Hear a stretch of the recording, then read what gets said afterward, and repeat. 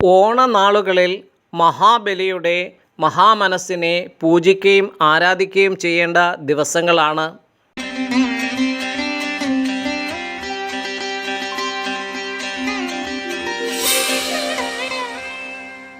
നമസ്കാരം പ്രിയപ്പെട്ടവരെ, ഞാൻ ഹരിസ്വാമി. പുതിയ ഒരു വീഡിയോയിലേക്ക് എല്ലാവർക്കും സ്വാഗതം. ഇന്നു നമ്മൾ ചിന്തിക്കുന്നത് ഓണവും മഹാബലിയും എന്ന വിഷയമാണ്. വിവിധങ്ങളായ കഥകൾ ഓണവും മഹാബലിയും തമ്മിൽ ബന്ധപ്പെടുത്തിയുണ്ട്. അതിലെ പ്രധാന കഥ, ഓണനാളുകളിൽ പ്രത്യേകിച്ച് തിരുവോണത്തിന് ഐശ്വര്യസമൃദ്ധമായ ജീവിതം നയിക്കുന്ന തൻ്റെ പ്രജകളെ കാണാൻ മഹാബലി എത്തുന്നു എന്ന സങ്കല്പമാണ്. കഥകൾ അങ്ങനെ പലതുണ്ടെങ്കിലും മഹാമനസ്സുള്ള മഹാനായ ആ മഹാബലി ചക്രവർത്തി ഈ മഹാരാജ്യം ഭരിച്ചിരുന്നു എന്നുള്ളത് സത്യം തന്നെയാണ്. ശ്രീമദ് ഭാഗവതത്തിൽ ഇതിന് അനുബന്ധമായ ഒരു കഥ കാണാം.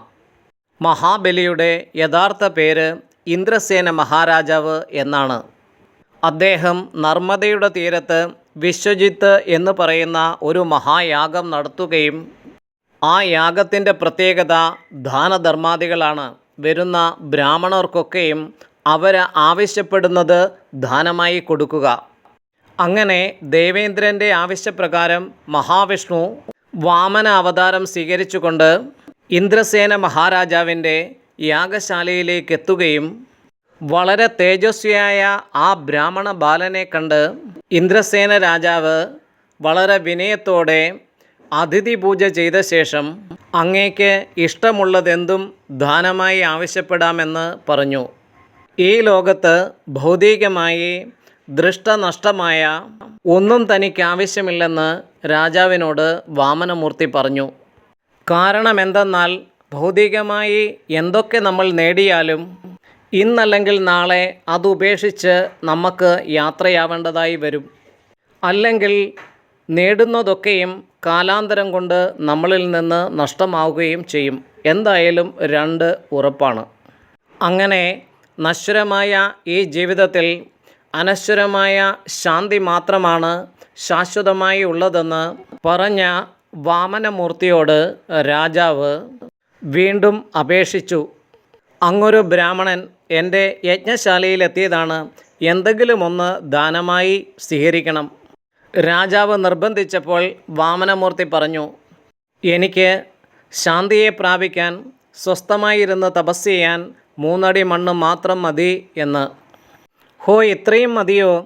അങ്ങേക്ക് ഇഷ്ടമുള്ള സ്ഥലം തിരഞ്ഞെടുത്തുകൊള്ളൂ എന്ന് രാജാവ് വാമനമൂർത്തിയോട് പറഞ്ഞു. ഇത് കണ്ടും കേട്ടും നിന്ന രാജഗുരു ശുക്രാചാര്യർ രാജാവിനെ വിലക്കി. ഈ കുള്ളനായി വന്നിരിക്കുന്നയാൾ മഹാവിഷ്ണുവാണെന്നും ഈ ദാനത്തിന് അനുവദിച്ചാൽ നിന്റെ സർവസ്വവും നഷ്ടപ്പെടുമെന്നും പറഞ്ഞു. ഇവിടെയാണ് ഇന്ദ്രസേന മഹാരാജാവിൻ്റെ മഹത്വവും അദ്ദേഹത്തിന് മഹാബലി എന്ന പേര് കിട്ടിയതും നമ്മൾ കാണുന്നത്. രാജാവ് ഗുരുവായ ശുക്രാചാര്യനോട് പറഞ്ഞു, ഞാൻ യജ്ഞശാലയിലെത്തിയ ബ്രാഹ്മണന് കൊടുക്കാമെന്ന വാക്ക് പറഞ്ഞുപോയി. സത്യം പരിപാലിക്കണ്ടേ? നമ്മൾ ചിന്തിക്കുക, ഇന്നത്തെ കാലത്ത് വീട് ഭരിക്കുന്നവനും നാട് ഭരിക്കുന്നവനുമൊക്കെ എന്താ ചെയ്യുക എന്ന്.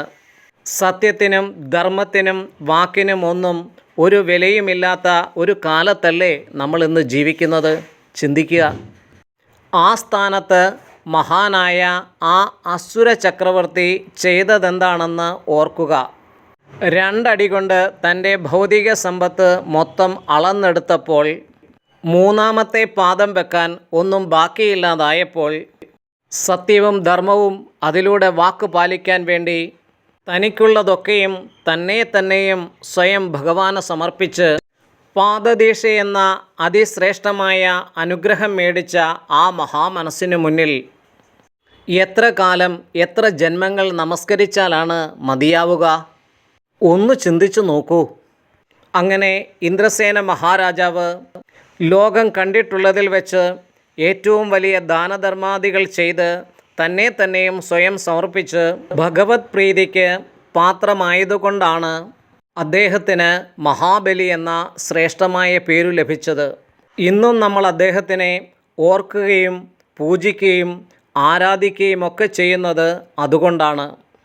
മഹാബലി എന്ന വാക്കിനർത്ഥം മഹത്തായ ബലി, ബലി എന്നാൽ ദാനമെന്നർത്ഥം. മഹത്തരമായ ദാനം നടത്തി എന്ന ആളെന്നർത്ഥം. നോക്കൂ, ആരെങ്കിലും എന്തെങ്കിലും ചോദിച്ചാൽ പോലും നമ്മൾ ദാനം എന്ന് പറഞ്ഞു കൊടുക്കുന്നത് എത്രമാത്രം മനസ്സോടെയും ആത്മാർത്ഥതയോടെയുമാണെന്ന് സ്വയം ചിന്തിക്കുക. അവിടെയാണ് മഹാബലിയുടെ മഹത്വം. അതിനാലാണ് സ്വർഗത്തേക്കാൾ ശ്രേഷ്ഠമായ സുതലത്തിൽ മഹാവിഷ്ണു മഹാബലിയെ താമസിപ്പിച്ചിരിക്കുന്നതും അവിടെ അദ്ദേഹം കാവലായി നിൽക്കുന്നതും. ഇത് എപ്പോഴും ഓർക്കുകയും നിത്യജീവിതത്തിൽ പ്രാവർത്തികമാക്കുകയും ചെയ്യേണ്ടത് ഓണനാളുകളിലെങ്കിലും ചിന്തിക്കുന്നത് നന്നായിരിക്കും.